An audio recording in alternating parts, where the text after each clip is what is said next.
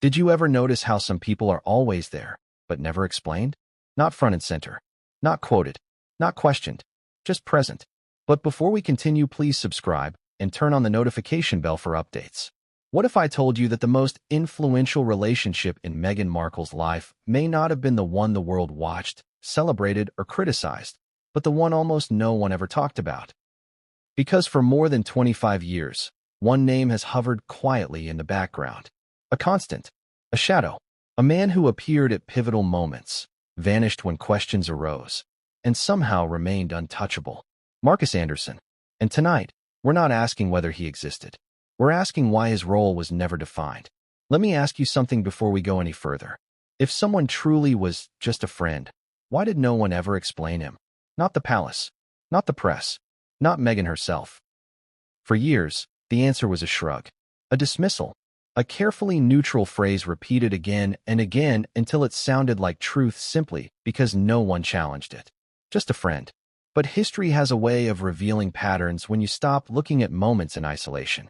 And when you zoom out, when you trace timelines, intersections, and silences, the story changes.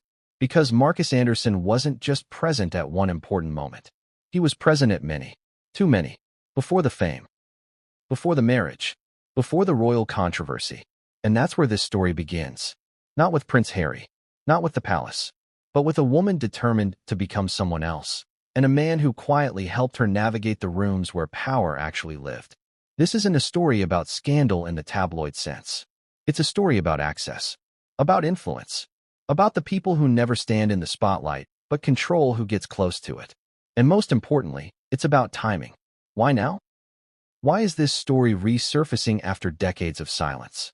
Why are old photographs being re-examined? Why are old quotes suddenly sounding different? And why does one seemingly minor contradiction refuse to go away? Because something shifted. A sentence, a pause, a moment that didn't line up the way it should have. And once people noticed it, they couldn't unnotice it. But before we get there, we need to rewind. Back to a time when Meghan Markle wasn't a duchess, wasn't a lightning rod, wasn't a global headline. Back when she was something else entirely. An aspirant, ambitious, restless, watching doors close and wondering how to open them. You see, reinvention didn't start with royalty. It started much earlier. Long before the world knew her name, Meghan was navigating an industry built on proximity and perception.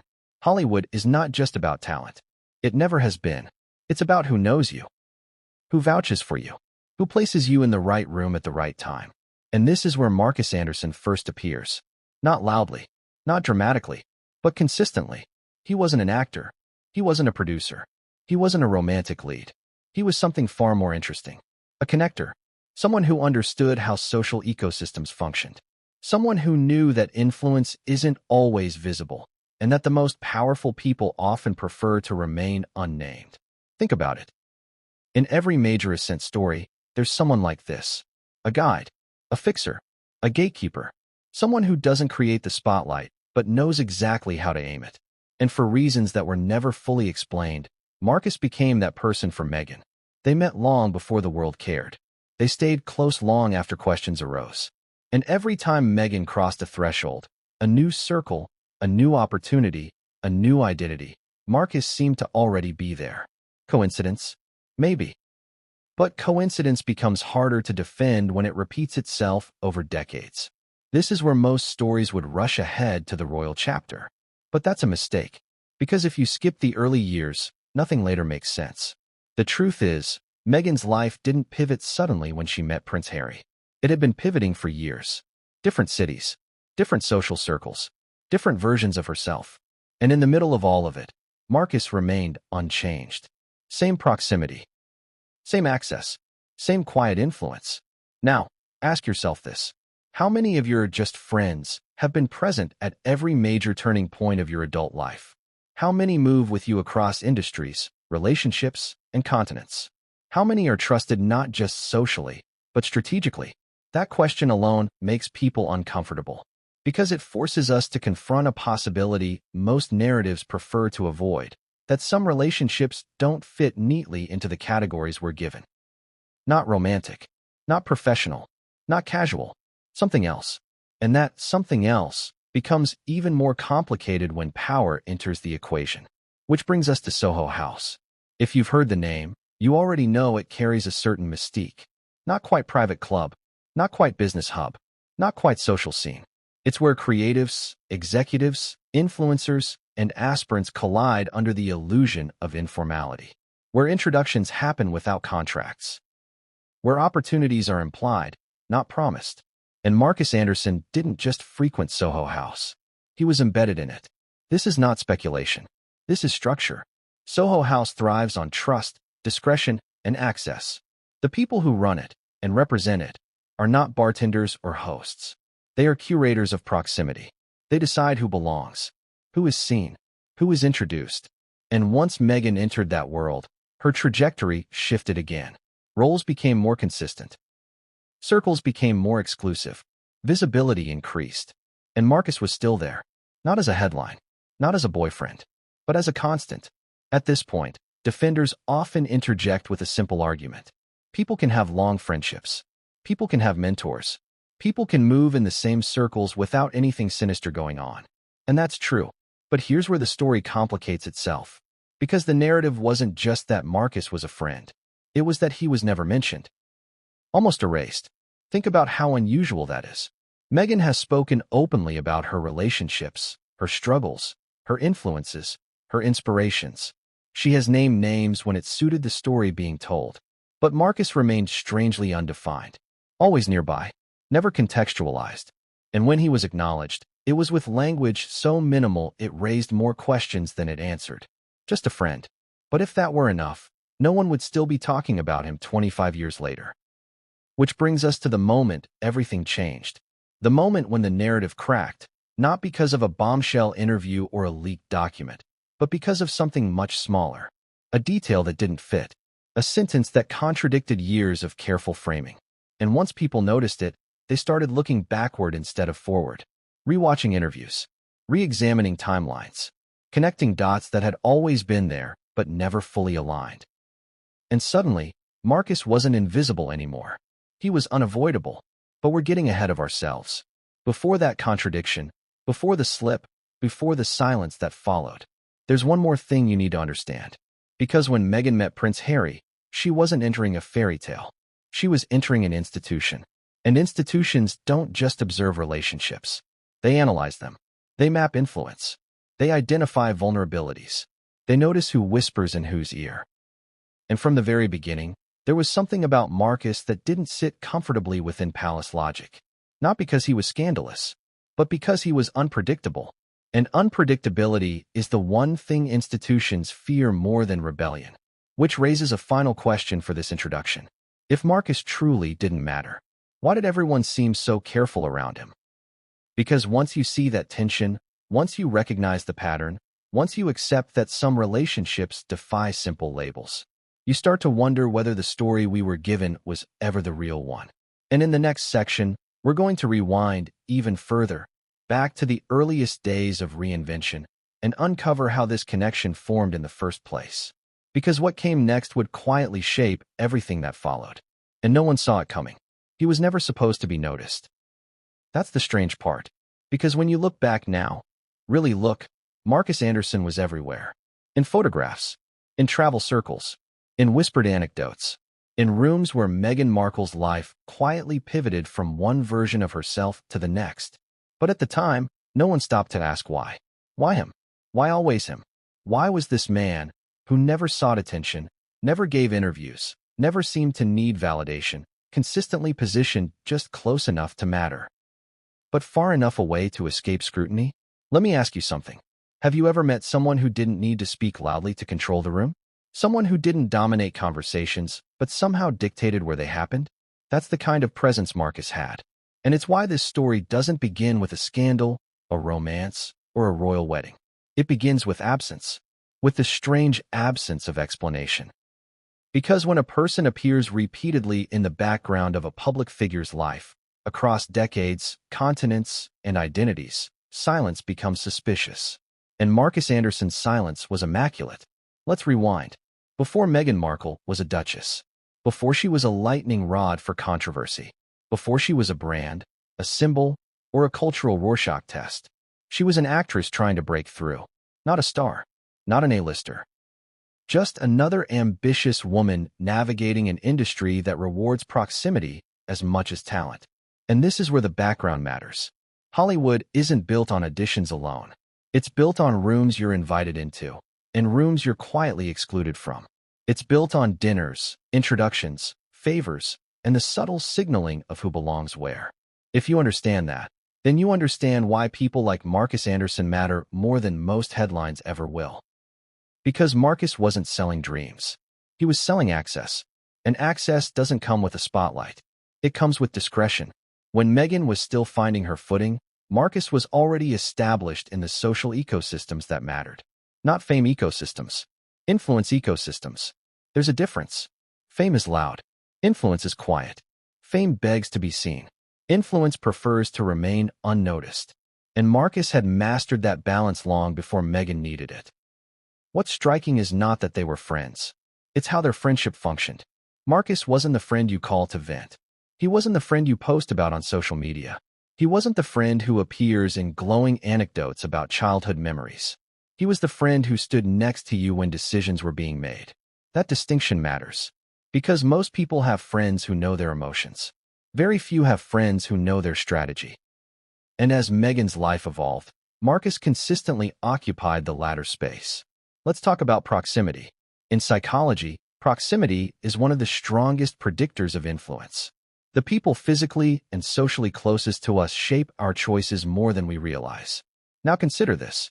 Markus didn't drift in and out of Meghan's life. He didn't fade during relationships. He didn't disappear during career shifts.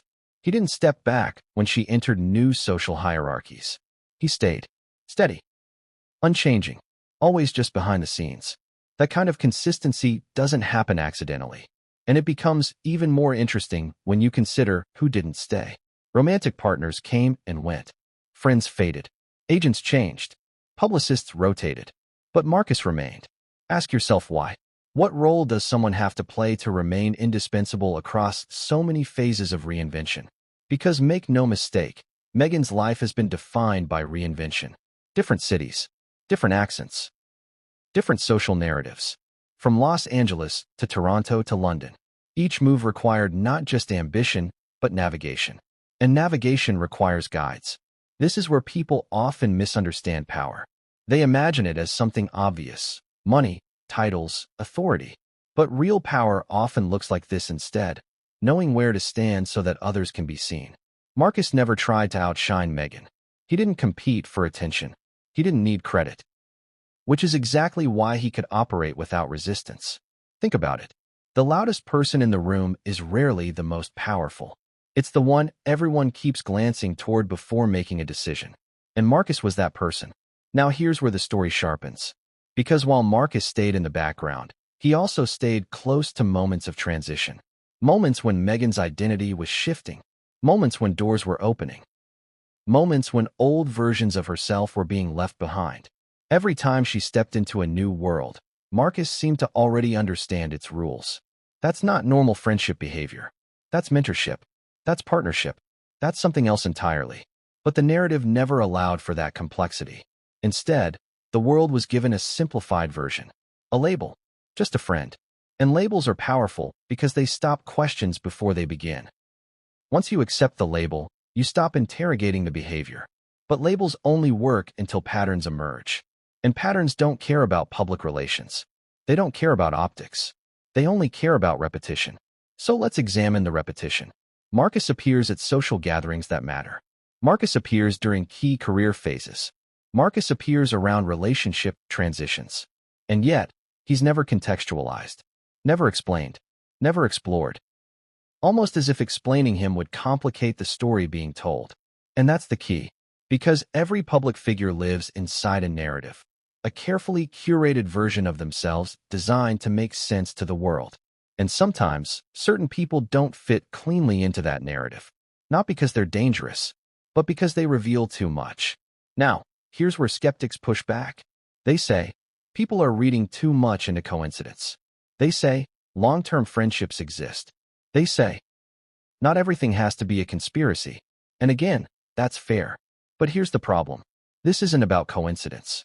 It's about consistency. And consistency across decades demands explanation. If Marcus were simply a childhood friend, that would be easy to say. If he were a business partner, that could be clarified. If he were a mentor, that could be acknowledged. But none of those explanations were offered. Instead, there was avoidance, deflection, minimization.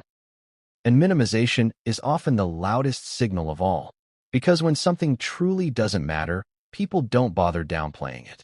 They simply ignore it. So why downplay Marcus?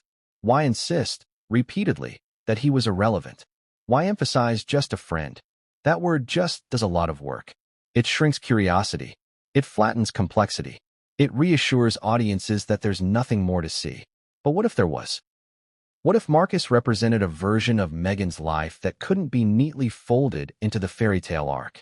A version that involved planning instead of fate, strategy instead of serendipity, access instead of accident. Now consider how this would look to outsiders. To the press, Marcus was invisible. To the public, he was peripheral.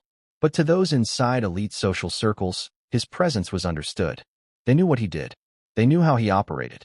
And they knew why his silence mattered. Because Marcus didn't just open doors. He controlled pacing. Who met whom? When? Under what circumstances? That's influence. And influence doesn't need explanation, unless someone starts asking the wrong questions, which is exactly what happened later. But before that, there was a turning point that solidified Marcus's role in Meghan's ascent. A place, a culture, a network. Soho House. This is where the background figure becomes central, because Soho House wasn't just another social venue. It was an ecosystem, a curated environment where aspiration met opportunity, and where people like Marcus thrived. And once Meghan entered that ecosystem fully, the dynamic between them changed. Not visibly, but fundamentally. Because now, Marcus wasn't just a friend in her life. He was a guide through spaces where every introduction mattered, where relationships were currency, where belonging was selective. And once you understand that, everything that follows begins to look different. The photos, the travel, the proximity, the timing. It stops looking accidental and starts looking intentional. But here's the thing. Soho House wasn't the end of the story. It was the beginning of something far bigger. Because once Meghan's world expanded, it inevitably collided with something far more rigid, far more powerful, and far less forgiving than Hollywood or private members' clubs. An institution that measures loyalty, influence, and risk with ruthless precision. And when that collision happened, Markus Anderson went from being invisible to being quietly concerning. Because the palace doesn't ignore patterns, and it doesn't tolerate unknown variables. And Marcus? He was both. In the next section, we're going to step fully into the Soho House world and uncover how that environment reshaped Meghan's trajectory, solidified Marcus's influence, and quietly set the stage for everything that came next. Because what began as background presence was about to become something much more consequential. And once the doors opened, there was no closing them again. Soho House doesn't announce itself as a place of power. That's the trick. It sells itself as relaxed, creative, casual, a place where people just happen to meet. No hierarchy, no pressure, no agenda. But that image is carefully constructed. Because Soho House is not about comfort. It's about control. Control of access. Control of proximity. Control of who belongs and who never quite does. And Markus Anderson understood this better than almost anyone.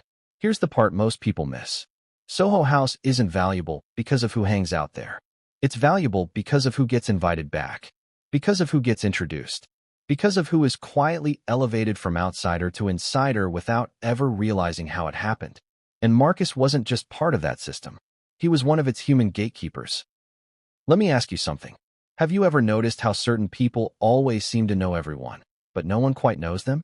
They float, they connect, they facilitate, and they never explain themselves. That was Marcus. By the time Meghan fully entered the Soho House orbit, Marcus already knew the rules. The unspoken ones. The ones no guidebook explains. Don't pitch. Don't ask. Don't reach. Wait to be offered. That's how real access works. And once Meghan learned that, her trajectory changed again. Suddenly, she wasn't chasing auditions in isolation. She was being seen in the right rooms, sitting at the right tables, introduced to the right people, not as a favor, but as if it were inevitable. And Marcus was always nearby, not hovering, not guiding visibly, just present. That presence mattered more than people realized, because Soho House runs on trust. And trust isn't given to everyone. It's extended selectively, often through people who are already trusted. Marcus was one of those people, which means every time Meghan entered a new space within that ecosystem, she wasn't entering alone. She was vouched for, and that's a distinction most outsiders never understand. Being talented gets you noticed. Being vouched for gets you access. And access changes everything. Now, here's where the story becomes uncomfortable. Because once you recognize Marcus's role within Soho House, you have to reevaluate how Meghan's rise unfolded. Not in a cynical way, in a realistic one. Success stories love spontaneity. They love chance encounters and lucky breaks. But Soho House isn't built on chance. It's built on curation, which means someone, somewhere, decided Meghan belonged. And that decision didn't happen in a vacuum. It happened in rooms Marcus understood intimately. And here's where the just a friend narrative starts to crack. Because friendship doesn't explain influence. Friendship doesn't explain gatekeeping. Friendship doesn't explain why Marcus was positioned not as a companion, but as a constant facilitator. And yet, publicly, nothing about their relationship was ever framed that way. It was flattened, minimized, almost deliberately misunderstood. Now think about this. If Marcus's role were truly insignificant, why not explain it? Why not say, he was a mentor? Or, he helped navigate social spaces? Or, he was instrumental early on? Those explanations would have normalized his presence. Instead, the narrative erased his function entirely. Which tells us something. Because erasure isn't accidental. It's strategic. When a role complicates a story, it's often removed from the script. And the story being told at the time was simple. A hardworking actress, breaking through on her own, earning success through perseverance. Marcus didn't fit neatly into that arc, because acknowledging him meant acknowledging structure, and structure undermines the myth of spontaneity. Now, this isn't unique to Meghan. Many public figures have behind-the-scenes architects. But what makes this case different is the longevity. Marcus wasn't an early-phase helper who faded away once success arrived. He stayed, through different relationships, through different countries, through different identities. And Soho House followed that same pattern. London, Toronto, global outposts. Wherever Meghan's life shifted, the Soho House network was nearby. And Marcus was embedded in that network. Which brings us to something rarely discussed. Soho House isn't neutral. It's not just a backdrop. It shapes behavior. It encourages certain alliances. It normalizes certain dynamics. It rewards discretion over transparency. And people who thrive within it learn how to manage perception expertly. That skill would later prove invaluable. Because when Meghan's life collided with the British royal family, an institution obsessed with optics, hierarchy, and containment, the instincts she developed in private member spaces suddenly mattered a great deal. And Marcus? He had spent his entire career navigating exactly those kinds of environments. Elite, rule-bound, unspoken. This is why palace observers reportedly took notice of him early. Not because he was scandalous, but because he was experienced. Too experienced. He understood power without needing a title. And that makes institutions nervous. Because institutions like to know who holds influence. They prefer it visible, traceable, containable. Marcus was none of those things. He didn't answer to the palace. He wasn't part of royal tradition. He couldn't be categorized. And yet, he had proximity to someone who would soon become central to the monarchy's future narrative. That's not a small thing. Now pause for a moment and consider the irony. The same skills that helped Meghan rise, adaptability, reinvention, strategic networking, would later be reframed as manipulation. The same relationships that once looked like support would later be scrutinized as threats. And Marcus would find himself in an impossible position. Too close to ignore. Too undefined to trust. Too silent to explain. But at this stage, none of that had exploded yet. At this stage, everything still felt promising. Romantic, even. Because when Prince Harry entered the picture, the world was told a story of fate. Blind dates. Instant chemistry. A connection against the odds. And to be fair, there may have been genuine emotion there. But here's the part the fairy tale skipped. No one arrives at a prince without passing through layers of access. And those layers don't move on their own. Someone opens them. Someone positions you. Someone decides you're safe to introduce. And if you think that happens without guidance, you don't understand elite social mechanics. This is where Marcus's role becomes unavoidable. Because by the time Meghan met Harry, she wasn't just an actress. She was a socially vetted presence. She knew how to behave in elite settings. She understood discretion. She understood how to make powerful people comfortable. Those are learned skills, and Marcus had been teaching them quietly for years. Which means the relationship between Meghan and Harry didn't begin in a vacuum. It began at the intersection of preparation and opportunity. And preparation always leaves fingerprints. The palace may not have known exactly who Marcus was, but they knew what he represented. A conduit, an external influence, a variable they didn't control. And once that realization set in, things changed. Because the palace is not threatened by love. It's threatened by unpredictability. And Markus Anderson was unpredictable by design. In the next section, we're going to examine what happened when that unpredictability entered the royal equation, how the dynamic between Meghan, Harry, and Marcus subtly shifted, and why what looked like romance on the surface began to feel like something else behind closed doors. Because once there were 3 presences instead of 2, the story could no longer remain simple. And what came next would change the tone of everything that followed. From the outside, it looked like a fairy tale. That's how it was supposed to look. A prince searching for something real. An actress tired of superficial fame. 2 people from different worlds colliding in the most modern way possible. A blind date. A spark. A whirlwind. But fairy tales are stories told from a distance. Up close, things are messier. And when you step close enough to this one, you start to notice something unsettling. There were never just 2 people in the room. Let me ask you a question. When you begin a new relationship, especially one that could change your entire life, who do you listen to most? Your friends? Your instincts? The person who knows your world better than anyone else? Now imagine that person isn't just offering emotional advice, but understands power, optics, and consequences at a level you don't. That's where this story quietly shifts. Because when Prince Harry entered Meghan Markle's life, Markus Anderson didn't exit it.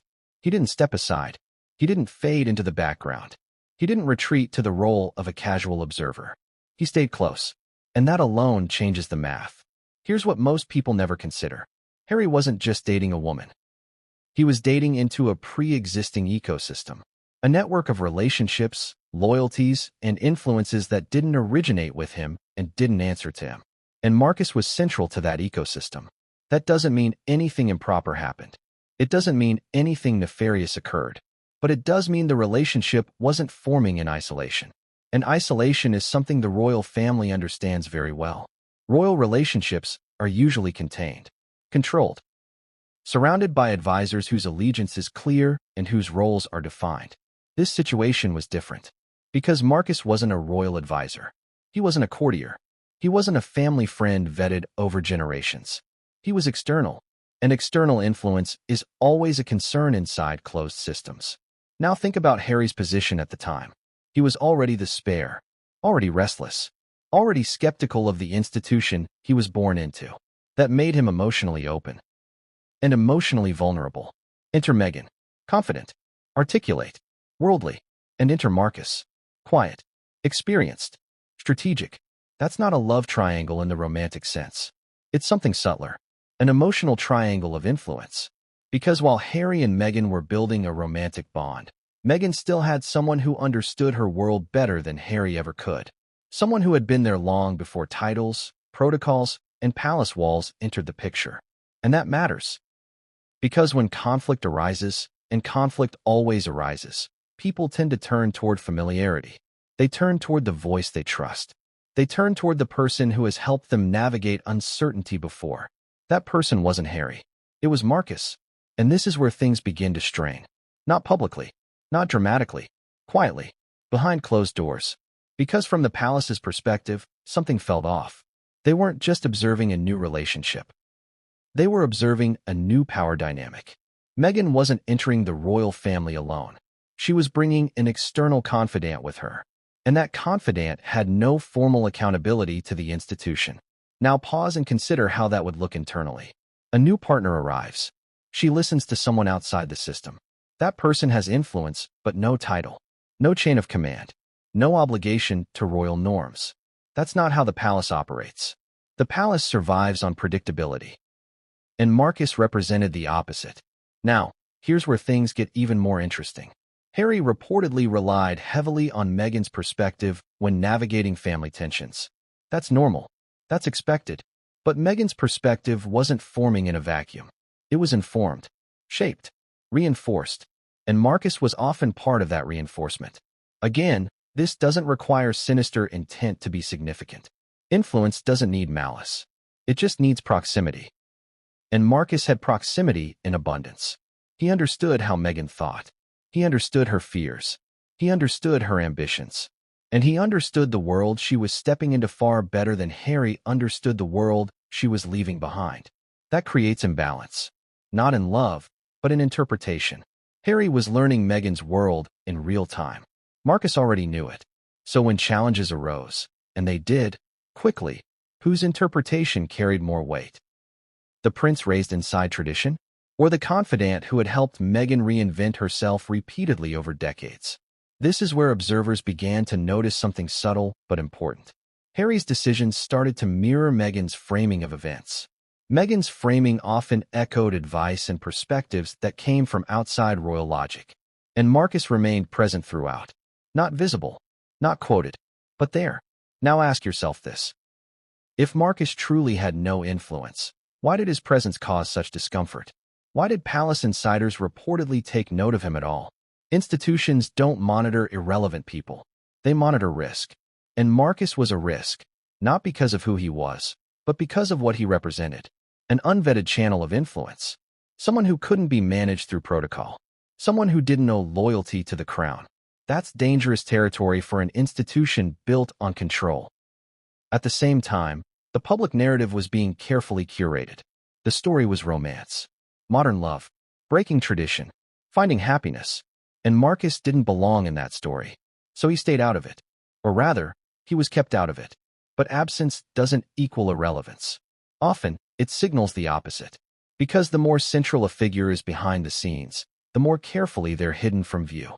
And this is where the phrase, just a friend, became essential. It neutralized curiosity. It discouraged deeper examination.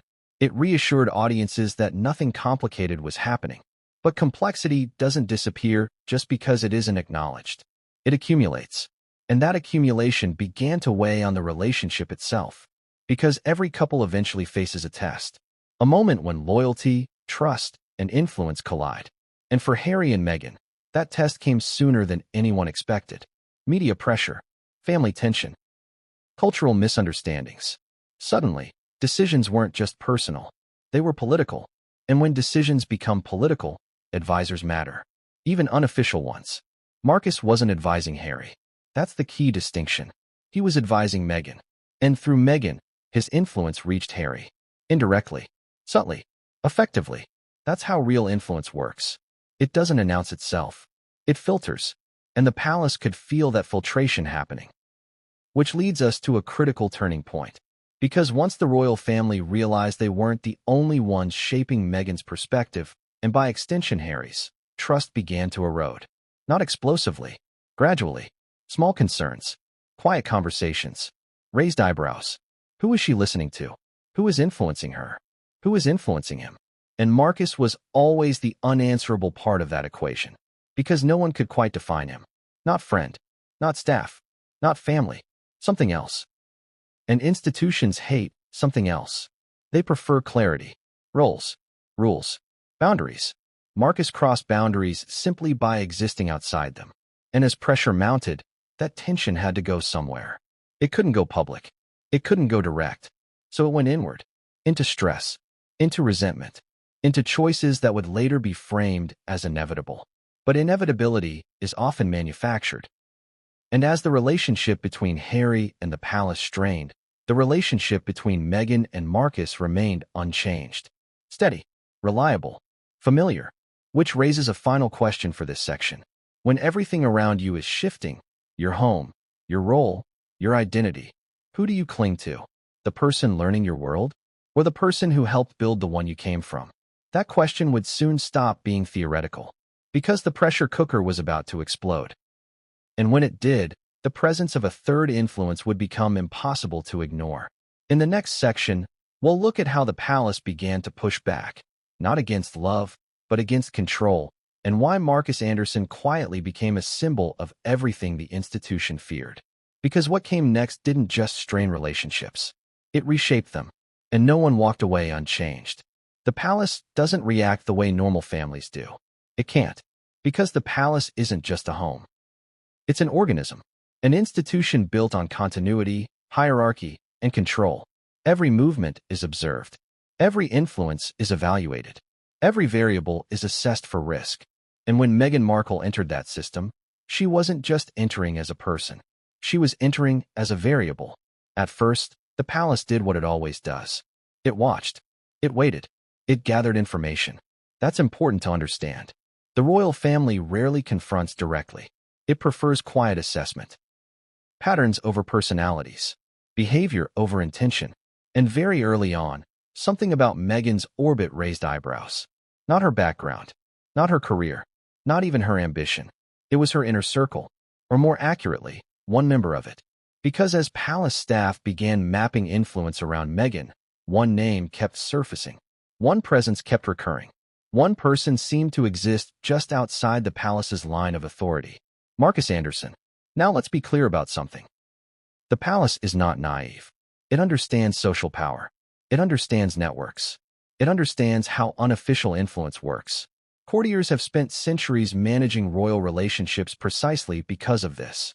So when someone with no formal role, no royal clearance, and no historical connection to the family appears repeatedly in proximity to a future duchess and remains influential, that gets noticed. Not publicly. Internally. Quiet notes. Private briefings. Subtle questions. Who is he? What does he do? Why is he always there? And most importantly, how much influence does he have? Here's the part that rarely gets discussed. The palace doesn't need proof of wrongdoing to feel uneasy. It only needs uncertainty. And Markus represented uncertainty because he didn't fit any of their categories. He wasn't staff, so he couldn't be managed. He wasn't family, so he couldn't be appealed to emotionally. He wasn't a public figure, so he couldn't be pressured through optics. He existed in a blind spot, and blind spots are dangerous. Now, add to that Meghan's growing reliance on her own perspective. She was vocal, confident, not deferential in the way royal newcomers often are. Again, not wrong, just different. But that difference mattered, because the palace relies on newcomers being moldable, learning the system, accepting hierarchy, deferring to tradition. Meghan didn't reject learning, but she didn't submit to it either. And whenever friction arose, palace observers noticed something else. She didn't retreat inward. She reached outward. To Markus, that pattern alone was enough to unsettle people. Because from the palace's perspective, influence should flow inward, from institution to individual, not outward. The moment a royal-adjacent figure starts sourcing validation, advice, or reassurance from outside the system, alarms go off. And they did. Not in dramatic confrontations. In cautious recalibration. Suddenly, information became more controlled. Meetings became more structured. Access was subtly adjusted. And that only deepened the divide. Because Meghan interpreted this as resistance, as hostility, as unfair treatment. And from her perspective, she wasn't wrong to feel that way. But from the palace's perspective, this wasn't about her. It was about what they couldn't see. Markus was the invisible variable. And invisibility breeds suspicion. Now consider how this dynamic would feel from Harry's side.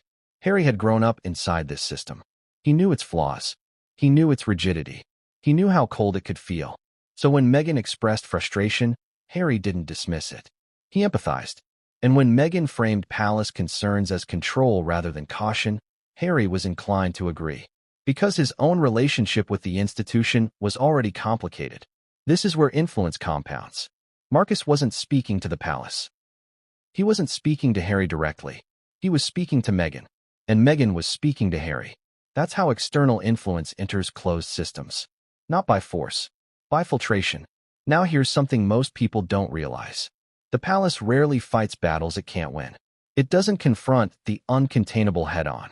It tries to absorb or isolate it. And Markus couldn't be absorbed. He didn't want a role. He didn't seek recognition. He didn't engage publicly. which meant the only option left was isolation. Not of Marcus, of influence. The palace began to limit situations where his presence mattered, but every attempt to do so was interpreted by Meghan as further proof that she wasn't being accepted. And that interpretation wasn't accidental. It aligned perfectly with the worldview she had developed over years of navigating exclusive spaces. A worldview that said, if a system resists you, it's because it feels threatened. And Marcus understood that framing very well. He had spent his life inside systems that resisted outsiders. He knew how they behaved when their control was challenged. So when Meghan felt alienated, he didn't dismiss it. He validated it. And validation is powerful, especially when someone is under pressure. Especially when they feel misunderstood. Especially when the institution in question doesn't explain itself clearly, because it never does. So tensions escalated. Not with shouting matches. With misalignment. The palace spoke in tradition. Meghan spoke in emotion. Marcus spoke in strategy. And Harry stood between them, trying to reconcile worlds that didn't want to be reconciled. At this stage, nothing had broken yet, but cracks were forming. And cracks change how people behave. Harry became more defensive. Meghan became more resolute. The palace became more cautious. And Marcus remained calm, which is perhaps the most telling detail of all. People who are panicking behave differently. They over-explain. They withdraw. They lash out. Marcus did none of those things. He stayed quiet. He stayed present. And he stayed out of sight, which suggests he understood something important. That visibility would only make things worse. Because as long as he remained undefined, he remained uncontrollable. But invisibility has a cost. It breeds speculation. And speculation eventually looks for confirmation. Which brings us to the moment when the palace's private unease collided with public narrative. Because once Meghan and Harry's relationship became the focal point of global attention, everything surrounding it became magnified. And the more the palace tried to present a unified front, the more dissonance appeared behind the scenes. Now here's where the story takes a sharp turn. Because amid all this tension, there was a growing realization that the public story being told didn't match the private dynamics being experienced. The public saw romance. The palace saw leverage. The public saw love conquering tradition. The palace saw an external network exerting influence. And Marcus sat at the center of that discrepancy. Not as a villain, not as a mastermind, but as a symbol of everything the institution couldn't control and didn't understand. And symbols are dangerous, because they simplify complex realities into emotional triggers. For some palace insiders, Marcus became shorthand for disruption, not because of his actions, but because of what he represented, an alternative source of authority. And institutions built on hierarchy cannot tolerate alternative authority. This is when things started to harden. Positions became less flexible. Compromises became harder to reach. Trust eroded. And Meghan felt it. She felt scrutinized, judged, cornered. And once again, she turned to the one person who had never judged her, never doubted her, never asked her to be smaller. Marcus. That reliance only deepened palace concerns. And by now, everyone was operating from entrenched positions. The palace saw risk. Meghan saw rejection. Harry saw injustice. And Marcus saw inevitability. Because he had seen this before. Systems push back when their authority is challenged. They don't adapt quickly. They resist. And when resistance meets determination, something has to give. What no one realized yet was how severe the rupture would be. Because the next phase wouldn't be about discomfort or misalignment. It would be about fracture. Public fracture. And when that happened, everything that had been whispered internally would suddenly matter to the outside world, including Marcus. Because once the narrative began to unravel, people would start asking questions that could no longer be deflected with just a friend. And the first crack in that narrative would come from an unexpected place. A comment, a contradiction, a slip that seemed insignificant until it wasn't. And once that happened, silence would no longer be protection. It would be confirmation. In the next section, we're going to examine how the public narrative began to diverge sharply from private reality, and how one small moment set off a chain reaction that no amount of damage control could stop. Because once people started looking closely, they realized the story they'd been told didn't add up. And what they discovered next would change how everything was interpreted. The public narrative was always carefully curated. From interviews to press releases, appearances to photo shoots, Meghan Markle's story was presented as a linear ascent: actress, advocate, royal bride, global figure. But as anyone who studies influence understands, public perception is only one layer of reality. The deeper layer, the private layer, is where real decisions are made, loyalties formed, and power dynamics play out. And in that private layer, Markus Anderson existed. Not as a footnote, not as a casual acquaintance, not as someone easily ignored. He was a presence that, until now, had been interpreted by the world as peripheral. But peripheral is often a disguise, a strategy, a way to operate outside scrutiny.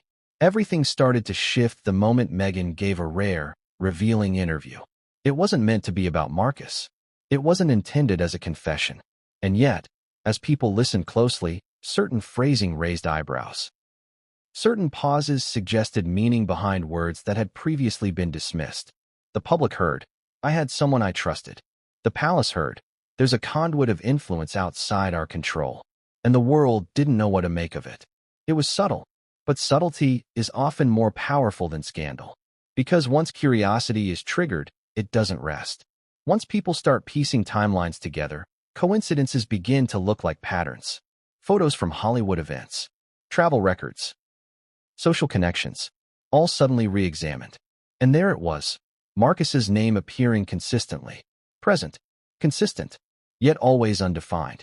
This is where the cracks in the "just a friend" narrative became visible. If he was nothing more than a friend, why was his presence a constant in moments of career transition? Why was he nearby during personal breakthroughs and relational milestones? Why did interviews, memoirs, and public statements repeatedly fail to categorize him in any meaningful way? Because silence is a kind of message. And over time, that message became impossible to ignore. Now, consider the psychology behind influence. We're wired to trust those who have guided us before. We default to familiar counsel in times of uncertainty. When Meghan entered the royal world, everything was uncertain: protocols, traditions, and expectations. And so, naturally, she leaned on someone who had successfully guided her through complexity before. Someone who knew how to navigate systems she hadn't been born into. Someone she could rely on without reservation. Markus Anderson. It's important to note, influence isn't the same as manipulation. It isn't inherently nefarious. But the presence of an independent, trusted advisor outside an institution creates tension by definition. It challenges assumptions. It reshapes dynamics. And the palace, as we've seen, doesn't tolerate unquantifiable variables. So what happened next? The divergence between public narrative and private reality accelerated. Media began reporting on Meghan's experiences, framing them as struggles against institutional pressures. Interviews, documentaries, and podcasts created a narrative of challenge, resilience, and personal truth. But the private reality was more complex: an unseen advisor providing guidance, perspective, and influence. A relationship that had quietly shaped decisions for decades, yet remained invisible in the public eye. When Meghan finally spoke openly, it was a subtle acknowledgement, but for those paying attention, it was confirmation. The person "just a friend" was never just a friend. Think about the implications. For the palace, Markus's presence represented influence that couldn't be managed through protocol, hierarchy, or tradition. For Meghan, Markus represented stability, continuity, and strategy in a world that constantly demanded reinvention. For the public, the revelation reshaped how decades of reporting, rumor, and speculation were understood. Because suddenly, patterns that had seemed coincidental appeared deliberate. Networks previously thought to be casual were intentional. The trajectory of Meghan's life, and by extension, her decisions alongside Prince Harry, looked very different under this lens. And the most astonishing part? Markus never sought recognition. He never gave statements. He never positioned himself as central. And yet, his influence was undeniable. This subtle, almost invisible guidance system had quietly orchestrated access, introductions, and support across continents, industries, and institutions, all without public acknowledgement. And now, after 25 years, Meghan was finally breaking the silence. Not with headlines or dramatics, but with clarity, intention, and subtle acknowledgement.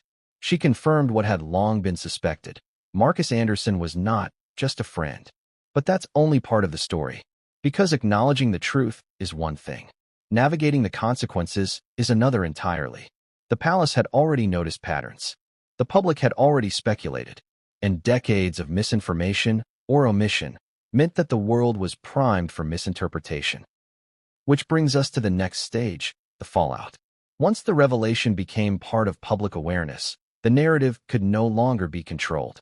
Questions multiplied. What was the extent of Markus's influence? How did it shape Meghan's decisions? What role did he play in key transitions, from Hollywood to royalty, from independence to public scrutiny? And perhaps most importantly, how does this reframe the story we've been told for decades? In the next section, we will explore the ripple effects of this revelation, the controversies, the contradictions, and the dramatic recalibrations in public perception. We'll trace how a previously hidden figure reshaped a life story, and why understanding Markus Anderson is essential to understanding Meghan Markle's journey. Because the truth, once partially revealed, cannot be ignored. And what comes next will challenge everything you thought you knew about influence, friendship, and power behind the scenes. The moment the truth about Markus Anderson began to surface publicly, it sent ripples through every corner of Meghan Markle's narrative. Up until that point, Markus had been a constant but invisible, present yet undefined, silent yet influential, a figure whose absence from the public discourse only made his presence more impactful. When Meghan finally acknowledged him, even subtly, it forced a reckoning, not just for the public, who had long speculated about unseen influences in her life, but for the institution that had struggled privately to understand what it could not see. Because acknowledgement changes perception, it transforms uncertainty into curiosity, curiosity into scrutiny, and scrutiny into narrative. Suddenly, decades of reporting, of interviews, of seemingly disconnected anecdotes were reinterpreted. The timelines aligned. The coincidences now looked like patterns. And Markus Anderson, the man the world had been told was just a friend, became central. Think about the dynamics at play here. The palace had always been cautious. Every public figure it brings into the fold is meticulously mapped. Relationships, loyalties, and influences are cataloged to manage risk. Markus had never been cataloged. He was a variable outside the system, and systems fear variables they cannot measure. That fear manifests in subtle ways. Not confrontation, but containment. Not accusations, but surveillance. Not rejection, but careful recalibration of access. The palace tried to limit Markus's indirect influence, but every attempt to control access only intensified the perception of his importance. Meghan interpreted every boundary as resistance, every question as hostility, every restriction as a slight. And when she turned to Markus for reassurance, strategy, and perspective, his presence was interpreted differently depending on who observed it. To the palace, he was an unmanageable factor. To Meghan, he was a stabilizing force. To the public, he was invisible, until now. It's fascinating how influence works in this way. It's not always about titles or visibility. Sometimes, the most powerful presences are those who move quietly through networks, shaping decisions without taking credit. Markus Anderson exemplified this. Now, consider how this dynamic affected the relationship between Meghan and Prince Harry. Harry had grown up inside a rigid institution that rewards compliance and tradition. He understood rules, hierarchies, and expectations in ways most outsiders cannot. But Harry had always been empathetic to those navigating worlds outside of royal precedent. He recognized when influence came from trusted voices, even if he didn't fully understand them.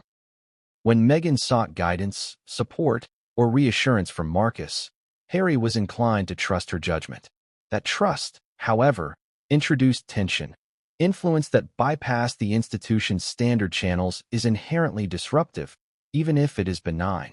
So, while the public narrative focused on romance and modern love, the private reality was more complex. Harry navigating tradition, Meghan navigating change, and Markus quietly shaping how she processed and acted on those experiences.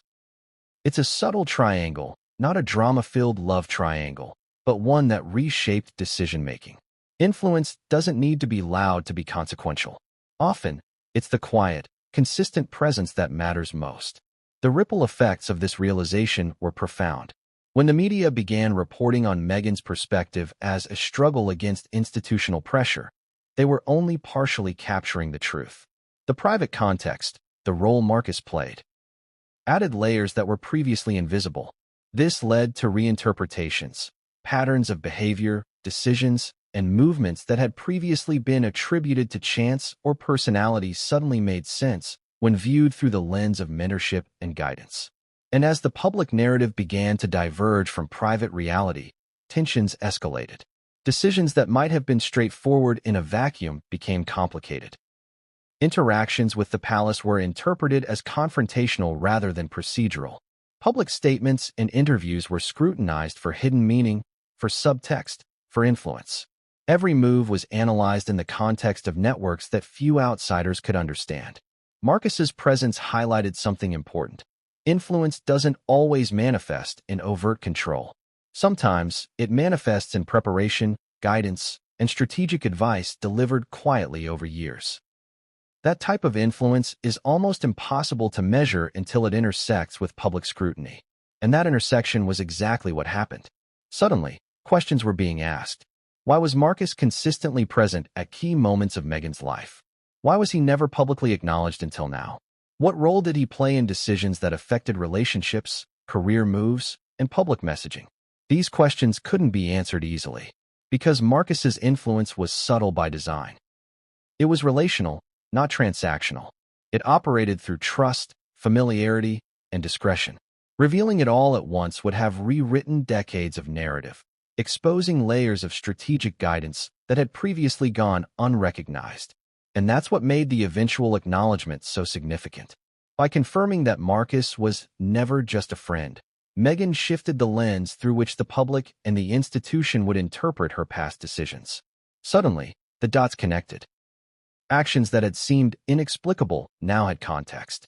Relationships, travel, introductions, and strategic career choices could be reinterpreted.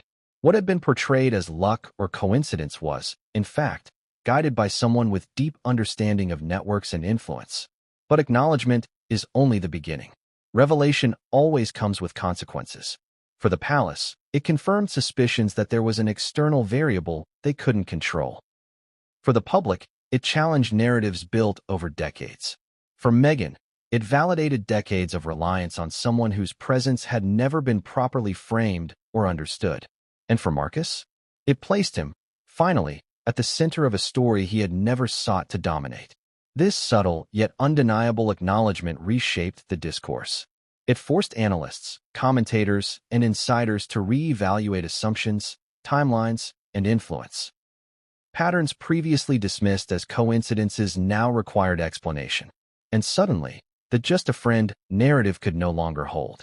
In the next section, we'll explore the consequences of this revelation, how the public, media, and palace responded, how patterns of influence were reinterpreted, and why understanding Markus Anderson's true role is essential to understanding Meghan Markle's journey from Hollywood to royalty and beyond. Because what follows isn't just about revelation. It's about reckoning. And what came next would make it impossible to view the story the same way again. The acknowledgement of Markus Anderson as never just a friend didn't exist in a vacuum. Once it surfaced, it rippled through every facet of Meghan Markle's story, reshaping perceptions, relationships, and the understanding of her trajectory from Hollywood to royalty. To the public, it was a revelation that challenged assumptions. People who had followed Meghan's life closely realized that there had been a hidden layer all along, a layer of guidance, influence, and strategic advice that had remained invisible until now. Those seemingly random coincidences, the timing of introductions, the steady presence of someone quietly facilitating access, they suddenly made sense. For the palace, the acknowledgement validated internal suspicions. Marcus had always been an unmeasured variable, a presence outside the normal chain of control, and now it was publicly confirmed that his influence had been more than peripheral. Institutions like the monarchy are built to manage variables, not accommodate them. So when one is suddenly recognized as integral to a key figure's decision-making, unease escalates. It wasn't about scandal or impropriety. Marcus had never acted maliciously. He had no public agenda. But influence is inherently powerful, even when wielded quietly, and the palace recognizes it immediately when it exists outside its authority. The fact that someone had spent decades guiding, advising, and shaping decisions, yet remained unaccounted for, created a ripple of uncertainty that couldn't be contained. This is where nuance matters. Influence is not coercion. Marcus didn't dictate Meghan's decisions. He provided perspective, strategy, and support in navigating systems she had not been born into. And yet, as is often the case, institutions respond to patterns, not intent. Patterns that suggest a guiding presence outside the expected hierarchy become points of concern, especially when that presence is steadfast across decades and continents.